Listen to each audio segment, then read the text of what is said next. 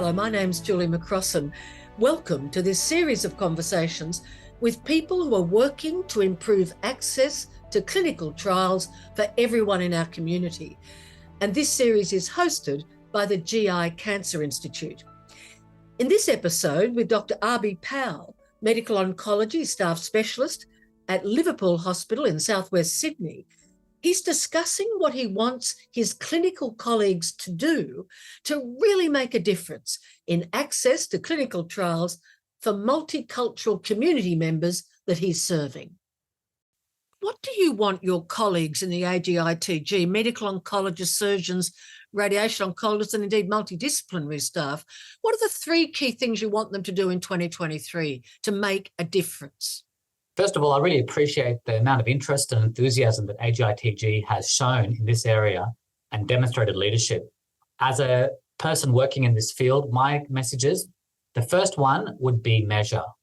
The first thing we don't know is how many people from other backgrounds do we see in our clinics? How many are on trials? When you write that protocol, ask, what background are you from? Where, what bracket are you from?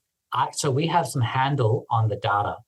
Second is monitor. We need to keep monitoring our performance. So how is your service doing?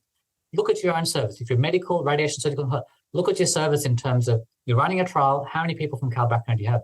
And then final is advocate and act. So advocating is so important. When we're dealing with a minority, they need advocacy. This actually comes back to power and privilege.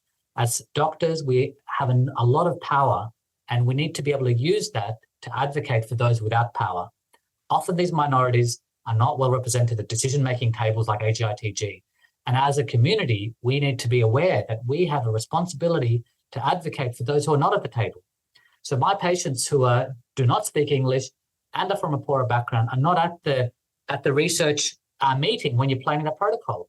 I want all of the audience to understand that it is your responsibility to advocate, to remember, and to know that there is systematic underrepresentation, and you need to be proactive. This problem is not going to solve itself. All of us need to play a part in measure, monitor, act, advocate.